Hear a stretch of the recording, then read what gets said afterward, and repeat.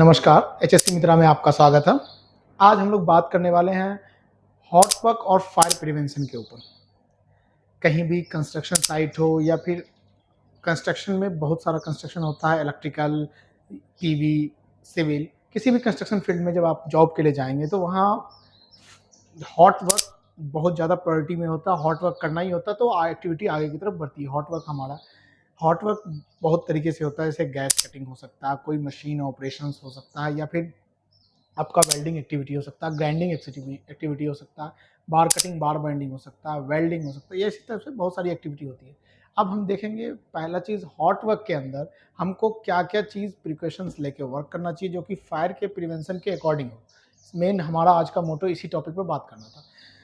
उसके लिए सबसे पहले क्या होता है, जहाँ हमको हॉट वर्क परफॉर्म करना, वहाँ का 10.6 meter approx 35 feet area surrounding हमारा एरिया क्लियर होना चाहिए, जो कि फ्री होना चाहिए कंबस्टेबल से।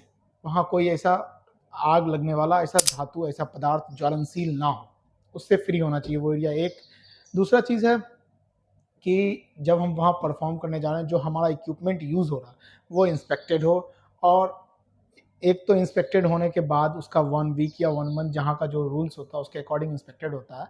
और उसके बाद हम लोग क्या करते हैं, जब कहीं भी साइट पे टूल्स आपका आया तो उसका एक बार विजुअल इंस्पेक्शन कर लेते हैं। उस इंस्पेक्शन से क्या होता है, कुछ भी अगर खामियां हो उस मशीनरी में, तो हम उसको फुलफिल करते हैं पहले, उसके बाद हम उसको वर्क के लिए यूज़ करते हैं।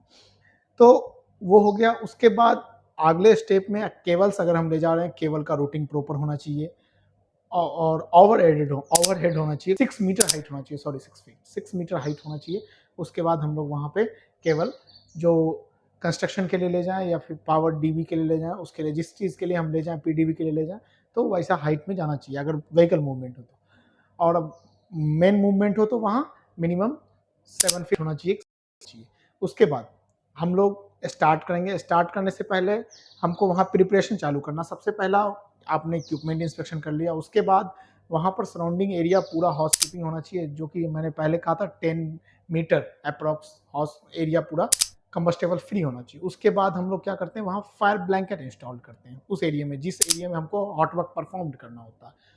जब हम वहाँ पे फायर ब्लैंकेट डाल लेते हैं, उसके बाद फिर हम हॉट वर्क स्टार्ट करने वाले होते हैं। हमारे पास वहाँ पे फायर एक्सटिंग्विशर होना चाहिए, हमारे पास वहाँ पे फायर वॉचर होना चाहिए, और उस जॉब के अकॉर्डिंग हमारे पास वर्क परमिट होना चाहिए। उसके बाद हम उस वर्क को, हॉट वर्क परमिट हो, उसके बाद हम लोग वर्क को ऑथोरिटी हम लोगों को मिल जाती है, क्योंकि उस वर्क को हम परफॉर्म कर सकते हैं। उससे पहले एक और जो चीज़ लोगों का छूट जाता है कि जो वर्कर उस वर्क को परफॉर्म करने वाला, वो स्किल्ड हो उस जॉब के अकॉर्डिंग। अगर नहीं है तो उसका उस जॉब के अकॉर्डिंग ट्रेनिंग होना चाहिए कि ये जॉब को कर सकता है। उसके बाद हम लोग उस जॉब को परफॉर्म कर सकते हैं।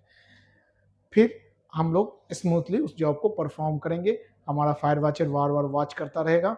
उस एरिया में अगर कोई कंबस्टेबल या कोई ऑयल गैसेस कुछ आने का ऐसा चांसेस हो, तो उस एरिया को पूरी तरीके से हम लोग अपना सराउंडिंग बार बार इंस्पेक्ट करते रहेंगे और प्रॉपर वे में वहाँ पे वर्क करेंगे। चलिए, आज के लिए इतना ही। धन्यवाद।